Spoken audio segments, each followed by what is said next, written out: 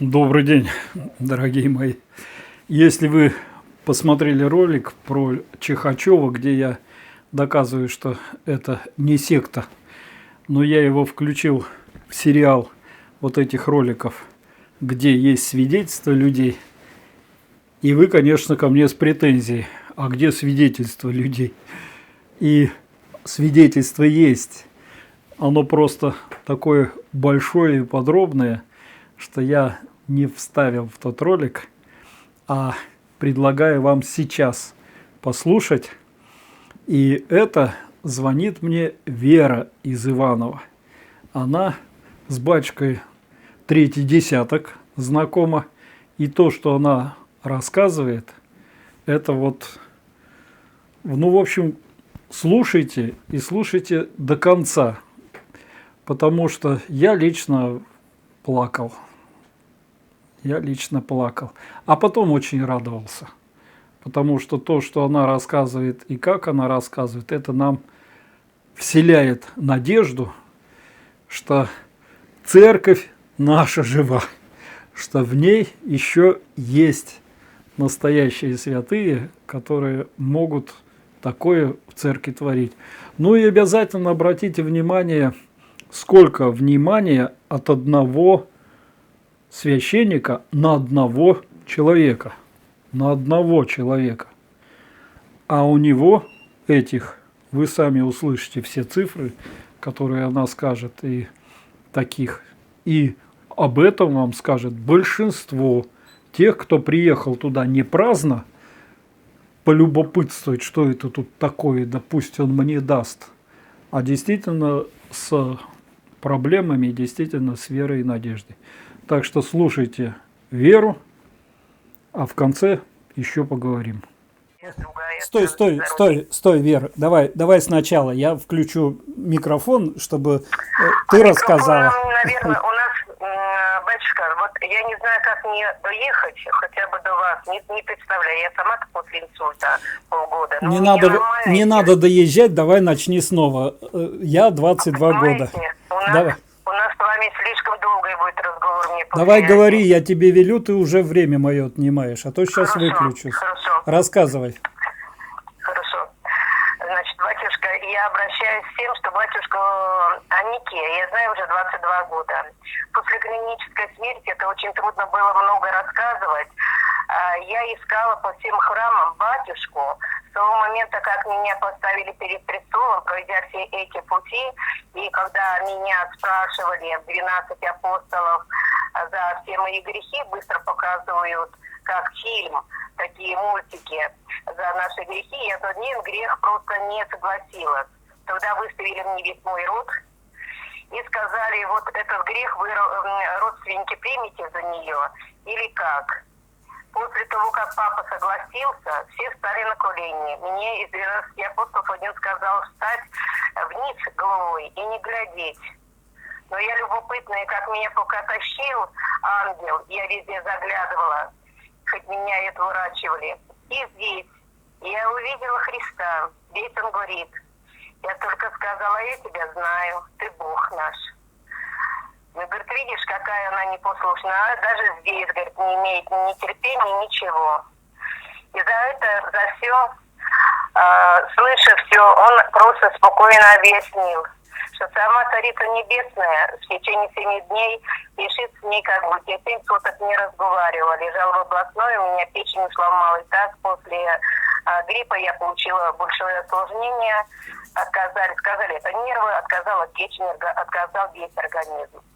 Выходила я сложно, за 7 суток, пока не разговаривала, я показывала людям пальцем только, чтобы назвать их имя, и чтобы мне что-то сказали. Потом мне писали на бумажке, чтобы я показала, где больно, где что. А на 7-е сутки явилась Царица Небесная. Царицу Небесную я очень долго искала. Эта Царица Небесная ни на одних иконах не будет. Воскрешающая Русь в белом платье, босая, похожа на Иерусалимскую. Она пойдет с 7 девами, и у них в руках будут свечи. И меня будут одевать очень долго, белые одежды, 7 венков. На каждую ногу по венку, на каждую руку по венку и 3 венка на голову. Что обозначает, ничего не знаю.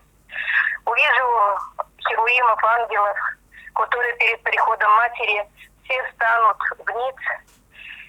Меня будут одевать, я буду желтая, вся вонючая, и говоришь, ну как меня все будет просвечивать, а я такая желтая, такая вся некрасивая. Они говорят, ничего. Будут одевать, купать в купели, как в бочке. А потом уже столько будет песен. И Царица Небесная скажет, это ты придешь и скажешь, что будет пришествие Сына. Будет на земле очень сложно, очень тяжело. Но до этого ты нам приведешь в мир Дарию и подаришь нам дар. Дарию это что такое? Надо было в мир привести дочь, а я после клинической. Об этом даже и говорить-то было нечего. Через год меня раскроют, думать будут, что это рак. Увидят, что внутри даже печень вся в сосках, непонятно в каких кистах удалят. Поджелудочную будут чистить кишки. И будут снова видеть, что я должна в мир привести Дарию. А я буду сопротивляться, что у меня есть 2 мальчика, и я никак больше не хочу 3-го ребенка. И увижу после дня уже видения, что у меня заберут ребенка, если я не приведу в мир Дарию, что время остается уже немного, и в мир она должна прийти. У меня заберут действительно сына. Я буду уже лежать сначала 6 месяцев в областной, потом меня переведут в первую. Я буду снова лежать в первой горбольнице. Это будет зима, уже ноябрь месяц. На 21 сентября у меня упадет икона Владимирской Матери Божьей. И я буду на весь дом орать, что все равно мне придется привести в мир Дарию. А вы мне не верите. Я буду рассказывать это все и врачам, когда лежала. Потом буду рассказывать всегда в семье. А что через полгода я потеряю дитя. Если мне только не будет, не буду, это буду, я раньше рассказывать буду, что я потеряю дитя, что если только я не приведу в мир Дарию. Вот 21 сентября я увижу все, а 21 ноября у меня не будет ребенка. И в 40-х днях я увижу, что верни меня в эту жизнь, мама, назад. Я живу между небом и землей. Я живу, меня не принимают там. Сказали, что ты еще должен здесь, не выполнил все. Мне вызовут психиатра. Он скажет, да, ты приведешь в мир девочку, она будет, значит, необыкновенной, выписывайте ее домой. Я, наверное, поторопилась с зачатием. На 4-й день я уже знала, что я в положении. У меня начался токсикоз, и он был с первого дня до последнего. Я рожу девочку, которую год и 8 парализует.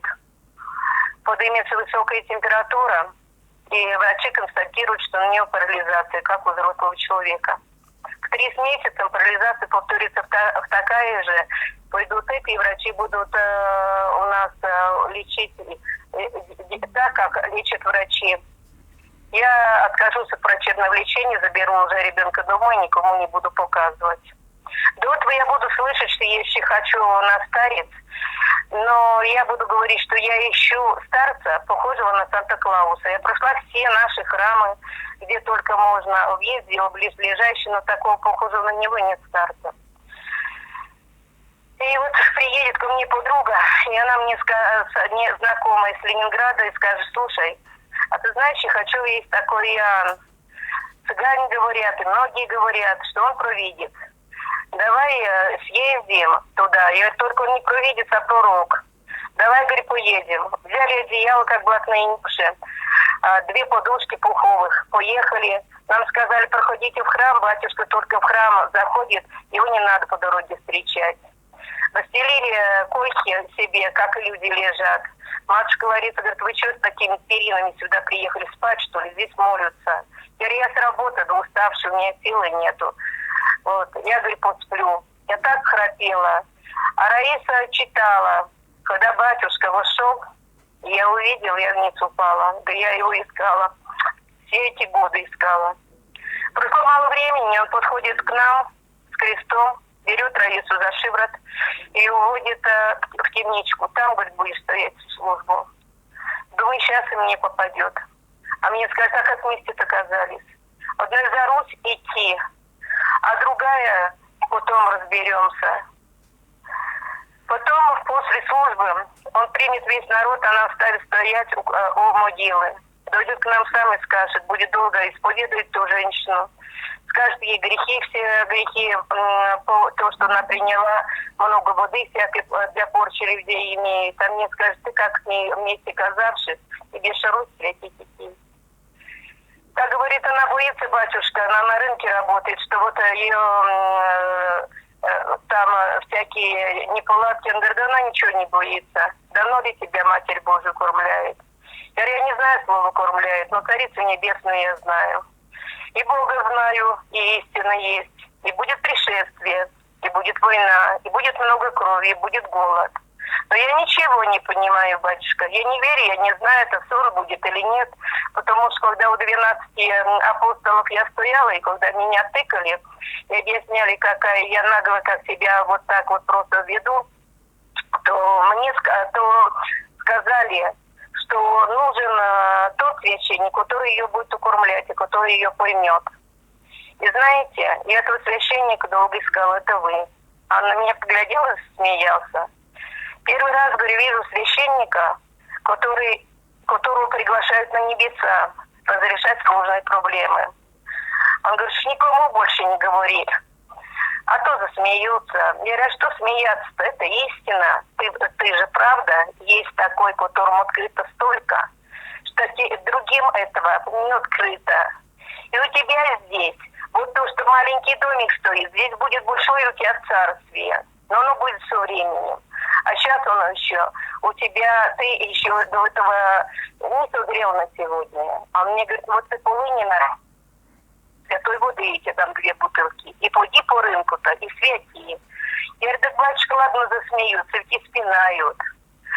Он говорит, а ты иди, а там увидишь, другие не пойдут, ты пройдешь. И я пойду по каждому кабинету и буду освящать с Иисусовой молитвой каждый кабинет. У многих людей, у кого онкология скроется, они поедут потом к батюшке. Потом мне директор скажет, у нас такая чудная. Слушай, попроси у батюшки, когда поедешь, чтобы он нам иконку дал в рынок. Я говорю, ну, я попросить-то попрошу, мне все равно он очень много черной ткани для монахов хочу вести. Что толку-то, говорю, належит? А он говорит, давай мы тебе денежку соберем на милостину для батюшки, а ты поезжай. И вот я с Олей Степановной приехали, говорю, батюшка, он говорит, что стоишь? Где твои дары? Я в храме оставила. Только матушке сказали, надо сразу же забрать, а то батюшка нам много-то и не выделит, все монахам отдаст, а нам монахиням тоже хочется одеться в новое. А он засмеялся, ладно, говорит, пусть в храме лежит, я разберусь с ними. Ну, я говорю, мне попросил директор иконку привезти, освятить. Он говорит, нет, я тебе свою дам. Он мне выносит ладошечку маленькую Иоанна Сычавского. Вот ее запомни, 1,70 м на 2,30 м. Представляешь, что это такое? В рынок несешь. Это дверь входная. А я поглядела, говорю, а как я ее внесу, такая маленькая? Он говорит, а вот так и несешь. Если хочешь, чтобы твое дитё жило. А до этого я привезу к нему сына. Очень сложно поставить нам тяжелые заболевания. Придем, только позвоню ему, он мне скажет, а ты что сгонишь? Я говорю, батюшка, нам сейчас поставили такой диагноз, а он не встает даже на ноги. Он вези быстрее, успеешь еще до причастия. Я найму машину, мужу даже не скажу, знаю, что он не разрешит. Его отправлю, быстренько соберу детей, на такси уедем, батюшке Аникию. Выйдем, уже будем последний на причастие. Батюшка причастие не разрешит мне даже на ту сторону мужскую заходить к ребенку. На следующий день он меня вызовет и скажет, читай все мне молитвы, и верую, и Отче нашей Богородицы. На Богородице я споткнулась. Он говорит, что ж ты какая, приехала? Ты куда приехала? Говорит, в храм приехала. В какой юбке? Она у меня еле коленки покрывала. И кофта была такая, с груди чуть не на спашку. Он говорит, куда ты такая пришла? Ты столько открыта, а ты такая, мол, наглая. Я говорю, батюшка, а я не прочитаю тебе столько молитв. Я уже вот стою на ногах и падаю. Он говорит, нет, ты будешь читать до тех пор, пока ты не упадешь, а к дитю ты не подойдешь. Где-то к обеду я не смогла. Я подошла к ребенку, он весь сырой, его монахи только успевают переодевать, какие-то маечки находят.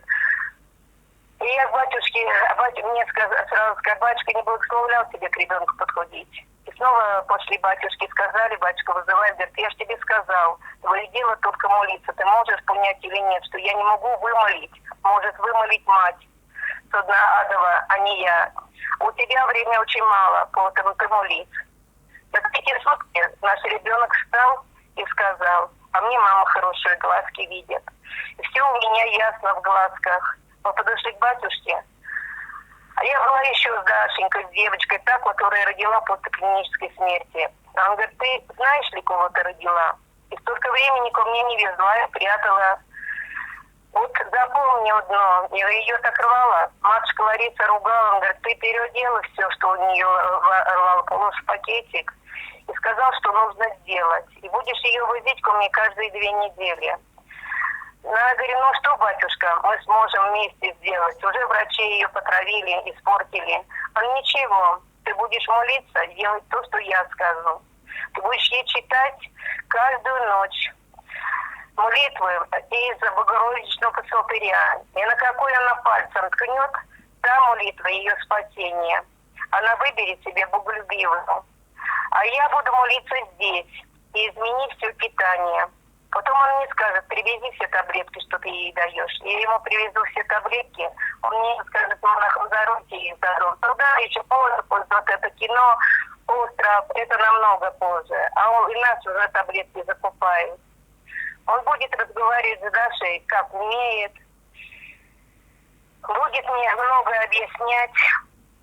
Будем каждые 2 недели ездить. И мне скажет, ты будешь до 12 лет ее ко мне возить. И я буду очень бояться, что в 12 лет он ее кого-то примет и заберет в монашество. И на 12 лет ей исполняется в сентябре 16-го, 21-го на Богородичной. Я приеду к батюшке, он говорит, ну что ты даешься, как лист осиновый. Я говорю, ну батюшка, боюсь, неужели ты ее такую маленькую скажешь, в монастырь ее надо? Он говорит, да какая монастырь? В монастыре трудиться надо, а ей тишина нужна, она затворница. Ты же видишь, она какая. Она людей чувствует не глазнями. Она их всех знает, кто они какие, сколько она их обличает. Сейчас она повзрослела, она уже другая, сильная. Она другая, по-другому себя поведет. И можно с ней ехать в Москву, но поедешь в науку. И будешь доказывать, что такие в мир дети приходят, что они сейчас другие. Они в этом мире нужны, они должны нести нам свет, иначе никак не выжить. Я повезу ее, пройду 7 институтов, где нам не скажут, везде будут отказывать и говорить, мы не знаем такого заболевания. Потом сделают выщип из ноги. И по мясу, не по крови уже, по крови нам определят грубую митохондриальную патологию, поставят нарушение аминокислотных субстат гидрогеназии, и по анализам мяса, вырезав из кости, они нам поставят грубую митохондриальную патологию, где часть клеток рождается и превращается в мембранные пустые тельца, и где на самом тонком уровне идет это нарушение. И все выписки, скажут, от врачей везде мне. И вот все выписки я ему на протяжении всех лет буду возить, и он скажет, нет, мне это не надо, а эту выписку возьмет и скажет, я буду креститься и молиться долго, чтобы что мне ее, то отпадет, что на ее, то Господом будет открыто. Но ученые будут заниматься этим очень долго, ты к этому будь готова. Они будут понимать, что это новое, что они влезли в святую святых, они этого не знают. У нее нет болезни, но она другая, но с ней надо очень аккуратно. Вот ты научилась ее не лечить уже таблетками, она на молитвах спасена, она причащается, она постуется. Видишь, какая рядом с тобой величина? Она нам в мир приведет, Иоанна. Да, батюшка, приведет, только как мы еще эту Иоанну вырастим в такой-то мане. И действительно, она у нас будет венчанная, с брак не состоится ни в чем. Она у нас потом, третий человека, забеременеет. Я буду очень переживать. Она выносит этого дитя. И действительно, она нам родит Иоанна, и у которого будет нарушено все хромосомное деление. В чем это дальше будет, что за этим будет стоять, пока я не знаю. Классный, хороший мальчишка, он может быть поменьше так добрый, Но у батюшки, вот ученые, которые занимались Дашей, они к нему ехали. Приехала врач-гематолог, говорит, батюшка, все-таки может ее у меня в Израиле, в Германии хороший ученый. Говорит, да что-то, распластают все. И Израиль, и вся. Всем будет интересно, что это такое, но знать никто не будет. Только в нашей России впервые будут это изучать с временем, когда пойдет большая болезнь, и не задумается, от чего же аномалии у нее в клетке. То есть он первый нам поставит диагноз. У нее нет болезни, у нее нарушение в самой клетке. А врачам, когда я скажу, я приехала к вам не просто так, я приехала с благословления старых земель от отца Ионикия. Там нарушение у ребенка в клетке. Они говорят, что в митохондрии? Я не знаю, как это. Митохондрии или где, он сказал, ищите в клетке, и все будет вам открыто. Многое нароете, святую святых залезете. Но у нас в России единственное, у единственной это найдете. А как подтверждать будете на вашей совести? Ищите и молитесь, просите у Господа, чтобы вам было открыто, и чтобы знали, что такие в этот мир приходят, и их губить нельзя. Их нельзя лечить, залечивать лекарствами. Далее, врачи понимали многое, что действительно, что нам из лекарств не делают, нам было все хуже. Как и мне после клинической, они начали делать лазер, кислород, барокамеру, мне становилось только хуже, я только сильнее умирала, больше ничего я не могла делать. Дальше, после этого, я уже знавши батюшку, я ехала много с разными проблемами. Людей везла. Однажды мы поехали с мужем, люди просились приехать с Южи, к батюшке Аникию, а сами никак не могли доехать, вот не пускай то принцов, но то, что они то с мужем разругались, то еще что-нибудь в семье не так. Ну и я сказала, ну и мы сейчас приедем, вас увезем с Иванова. Все, загрузились, поехали, страшная авария. Муж чуть ли в окно не вылетел, я здесь, а дочь из двери... в окно стукнула, чтобы дверь открыла, и она не дышит, глаза закрытые. Я говорю, ну все, вот это ничего, батюшка Аникий спас, а мы угробили. Я подхожу к ней, 3 раза тряснула, а нету ничего, тут вода была в машине, с Иисусовой молитвой ее перекрестила, вытащила из машины, кричу на весь... на все, что Царица Небесная, ты же ее спасла, помнишь, когда ее парализовала? Я ж кричала, и машина, что Царица Небесная миленькая, она не должна умирать, это единственное мое спасение стало, жить ради нее. Ты же тогда пришла, остановили машину, и водитель сказал, кто же это в белом остановил машину? Я говорю, да это я был, наверное, в ночной рубашке. Он говорит, да нет, ну ты была совсем другая женщина, а ты тут вот только ребенка держишь. И мы туда довезли и здесь. И кричала, Царица Небесная, Русь воскрешающая, миленькая, все в твоих руках. Она открыла у нас глаза, вы приехали, милиция приехали, скорая, констатировали все у девочки хорошо. Та машина вдребезги не подлежит у Шуйского на дату ремонту. Наша машина в смятку. Значит, приехали домой, все разбитые, привезли еле живые. Я звоню Чихачи монахам, Питере берет, отвечает мне, что батюшка ругает, сказал, срочно к нему. Мы приезжаем к батюшке, муж стоит еле жив, не дышит. Я стою, а он мне говорит, что ты какая наглая. Когда что наберешься какого-то терпения, не лезьте вперед, пепел, куда ты все лезешь? Вот мужик тебе сказал, через 2 часа, сейчас я не готов, куда тебе это рубить надо? Вот нечистый был виноватый, в аварии не было. Что ты везешь себя за чужих, не помолившись, не спросившись у Бога, можно ли везти, нельзя ли везти? Сами кто надо, доедут. А коль не хотят, пусть не едут, что-то на тебя все подвиги-то такие прешь. Вот хорошо, муж говорит, увидел ты, и как ты летел по дороге, такой километраж и не разбился. Он говорит, да, батюшка, как на аэроплане. Невзирая на то, что я имею такой большой стаж, я не думал, что на машине по воздуху можно столько лететь, и что машина встанет. Все машины, говорит, встали, и она не загорела. Так вот, запомните, кто с вами рядом сидел. А когда я поеду в Дивеево, воскрешающей Русью. Я приеду к нему, плачу уже, что меня никто нигде не взял, а я не могу туда не ехать, что в Боголюбове я видела Царицу Небесную, и что не могу я с Дивеева никак. А он мне сказал, будь аккуратна, там тебя и арестуют, и все. И запомни, икона не призвана, а истину говоришь, и ты дойдешь. И мы, ивановские, бабоньки ивановские, там были у нас немножко москвичей, с Донецка были 3 женщины, Стейкова женщина, но в основном вот наши ивановские. Шел с ними Александра, военный с Москвы, и несли казаки. Но факт тот, что проходили мы. У нас 17 икон мироточилось, 17. Было настолько все удивительно интересно.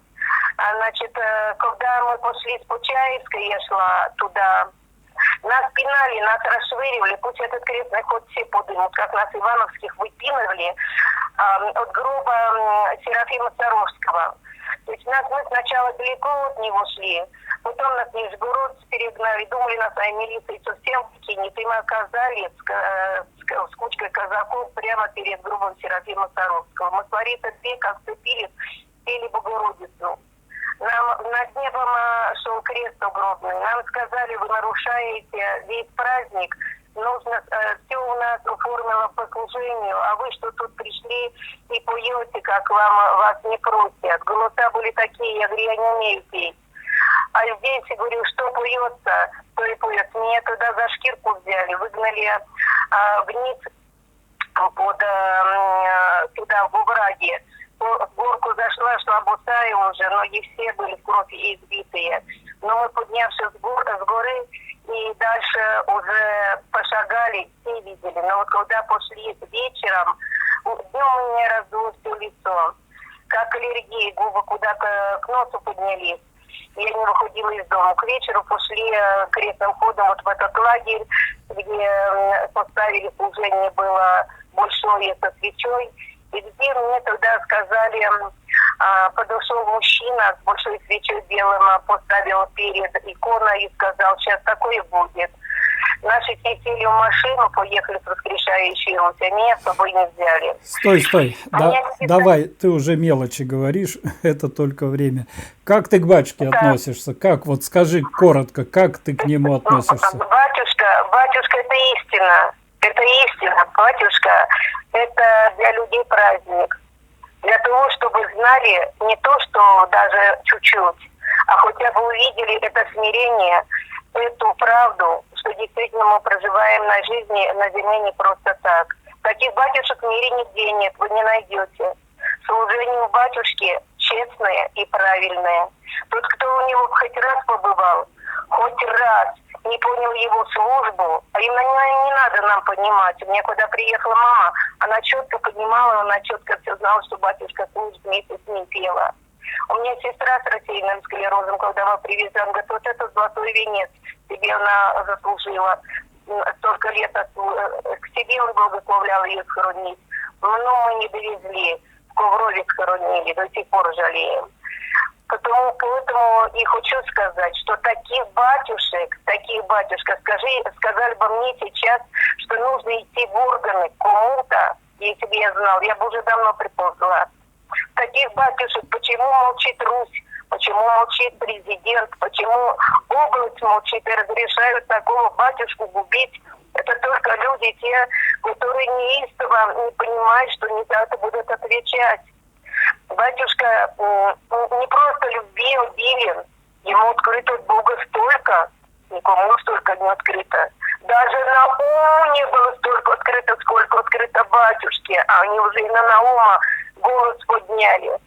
Поэтому хочу вам сказать, что это не благодарность, это правда. Это все правда. Ну, вот гляди, еще у них такая претензия, они пишут, что там секта, что вы вот от церкви как бы отделились. Ты от церкви отделилась или нет? Так, батюшка от церкви не может отделиться. Как он нас построить этот храм? Давно я к нему приезжаю, он меня встречает и плачет. Я говорю, ты что плачешь, батюшка? Он гонят меня. Я говорю, да о чем гонят? Храм на кладбище. Они нет, ни колышки никуда тебя не отгонят. Они попыхтят быстро, и такой же храм. Но тебе, чтобы подвиг на последние времена нести. Он говорит, а правда? А царственных мучеников, их батюшка, с воскрешающей Русью пошли на Казанскую в Иванове, несли миленьким всем градом, все принимали воскрешающий Русь, а потом начали на сожжение принимать. Родной ты мой, ты принял воскрешающий Русь, здесь мы несли тебе две маленькие женщины, и ты нам врата открыл, мы думали, упадем с иконой, что она тяжелая, а глядите-ка мы ее не почувствовали. Открыл, строй храм потихоньку, а дальше тебе столько откроется. Ты здесь целый город выстроишь, у тебя все будет свое. Мы когда ездить начали, мы возили в мешках картошку, морковку, песок, крупы. А потом, говорит, свое будешь раздавать. То есть это все было по милости Божьей. Он не себе собрал. Он трусов себе не покупал, и носок не покупал. Это все мы, что привезем монахов, что денег, то у них и было. Он все старался для нас, для народа. А сейчас, что они обозвали это сектой, ну раз они сами сектанты, как по-другому можно обратиться? Ну, зависть это, жрет их. Но если наша епархия такая поганая до такой степени, он не должен, а уж про того, который там такое творит, я уже и вообще молчать только нужно. Но батюшка научил нас смирению. Я этот раз приехала к нему на Казанскую. Говорю, батюшка, любименький, скажи, чего помочь? Вот только смиряться. Ты всегда учишь терпению и смирению. Я не смиренная, ты знаешь, терпение у меня лопнет. Я не могу глядеть на то, сколько бы могли тебя обижать. Он говорит, ты только терпи. Терпи, будет как открываться, тогда будешь что-то и ты понадобишься. И еще хочу сказать, пусть они обзовут как угодно, адептами нас, сектантами. Вы назвали, к нему 1 миллион приехал. 1 миллион только, если только доползли, а приехали 5 миллионов. Это много людей, каждый вез за собой, кучами семей от рода начали отмаливать.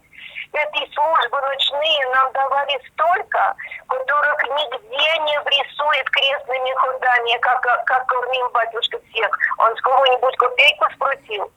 Он с них чего-нибудь спросил. Столько, как не пришел этот новый архиерей. Мне даже имя его выпало сейчас из головы с Иванова. Он только его обижает и обижает. Ему гнусному не надоело, ему гнусному не стыдно. За такую величину он что, захотел рядом с ним сравниться? Не дано им Богом от этого. Не дано просто. За что же батюшка должен виновен быть перед ними? За то, что им не открыто, а ему открыто. Нельзя, батюшка, сейчас не заступиться за него, потому что совести не хватит, на сердце лжет. Это за то, что мы вовремя за него не заступились. Это боль, это муки, это страдания. Я первые 3 недели плакала, 2 недели вообще была, не понимала, что пишут люди и как они могут. Я эту женщину видела. Она очень смиренная, она очень кроткая. У нее с дочерью тоже что-то непорядок. Она всегда собирала тоже денежку на семена, чтобы все посадить. А я, поскольку меня все знали, Дашенька сколько возила, она мне, а в последнее время я вот ездила, она мне говорила, а что без доченьки? Я говорю, как у тебя дела? Да мне дома никак, мне плохо дома, мне здесь лучше. Я говорю, так правильно, где еще спасешься? Коли мы не знаем свои души, сколько по роду мы несем грехов, какие они у нас. Так нам правда у батюшки намного чище и лучше. Ну, да. И еще самое, наверное, важное. Ты видела, давай скажи, что самое важное. Самое важное, что батюшка, глядите-ка, постник великий, постник, а он и коровок завел, ведь у него до этого было, ну, не получалось даже при Макарии, а сейчас и коровы, и поросята, и куры, и за всеми за этим уход, и люди едут сами помогать. Там сроду никого нельзя было оставлять. Я когда обратилась у батюшки, батюшка, оставь меня потрудиться. Он говорит, вот приехал ты с нуждой, с ребенком, я тебя оставил ради детей. Я говорю, Дашеньку, я тебя столько, ты мне помогаешь, а мне стыдно, я даже трудиться не могу. Ну, то есть никто никого не удерживал? Никто не удерживал. И он говорит, какой А чего тебе больше надо? Отдыхай, времена последние, ты еще сгодишься. Ты еще нужна будешь. А ты говоришь, тебе трудиться. Говорю, батюшка, ну ты других хоть как-то даруешь, оставляешь. А меня только вот с Дашенькой. И вот мы приезжаем на похороны матушки Пестеми. Кстати, уточни мне, это кто? Это его жена или его мама? Пестеми это мама. Она жила последнее время с ним, да? Мама Пестеми, батюшкина, всегда жила с ним, что мы не ездили, она жила с ним. Но сначала он Дашеньку ставил у Пантелеймона, исцелителя. Потом он ставил ее у креста, а потом прямо у матушки стал ставить. Потому что когда мы с Дашей приезжали, у нас начинали мироточить иконы. У нас достойная есть, она обновилась. А когда внесли после столетия Серафимовские иконы, то у нас вообще стали каждый после третьей мироточить иконы. И когда я приезжала, все, давай остановимся, все. Самое главное ты сказала, я это все выложу, вот пусть твой рассказ полностью будет, он очень убедительный, и я тебя просто благодарю, что ты такое все это рассказала. Кто еще с тобой был, Ивановский-то? Давай их тоже помянем добром-то. У нас была Люба, Ира, я их фамилии девчонок не помню. Не надо фамилии, просто имена. Именно Лариса Здивеева была, Борис, Николай, Федор. Лариса-то это та же, которая Красный храм открывала? Нет, другая? Это другие, это московские ребята были, да. Вот так, вот.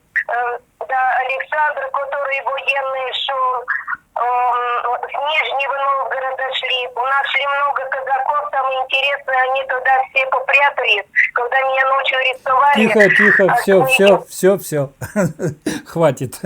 Все, мой хороший, спасибо тебе за все. Вот, если вспомнишь еще интересного. Ну вот смотри, вы ведь там, я думаю, что 90% именно такие, как ты, вот со всеми проблемами, да? Там другие не поедут. У кого праздник на душе, им там делать нечего.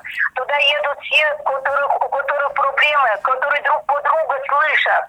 У меня даже профессор, которая приехала с Москвы, гематолог, Суханова Галина Александровна, она приехала со своими проблемами. А он говорит, ты не расстраивайся, миленькая.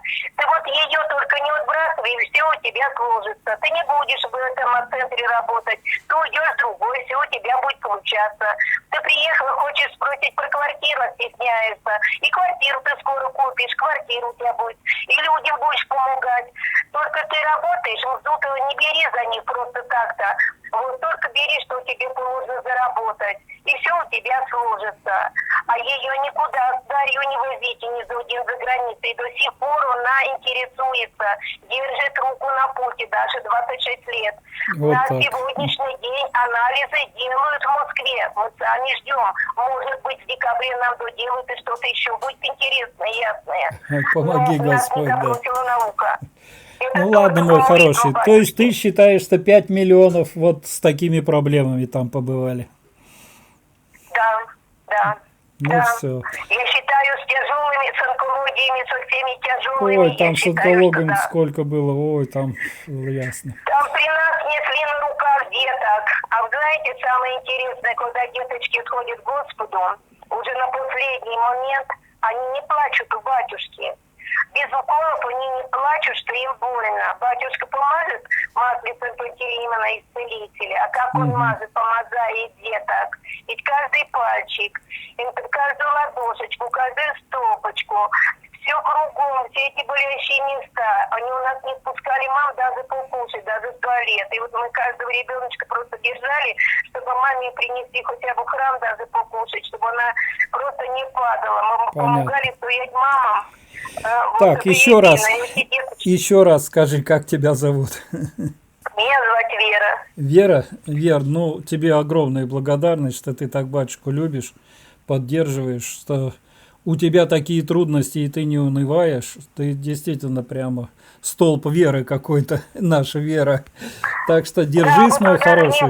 Будем молиться. Встретитесь, будете с ним разговаривать, он скажет, знаю такую, которая Знаю Фадеева такую. ушла, Да, да, да. которая в финале, а она все равно шла, славила воскрешающую. Вот подождите, столько пройдем, а вот Хорошо. воскреснет с этих мест, Хорошо. с этих с батюшкиных. Ну, может быть, еще увидимся когда-то. Вер, благодарность тебе огромная. И за нас, грешных, за Михаила, Любовь.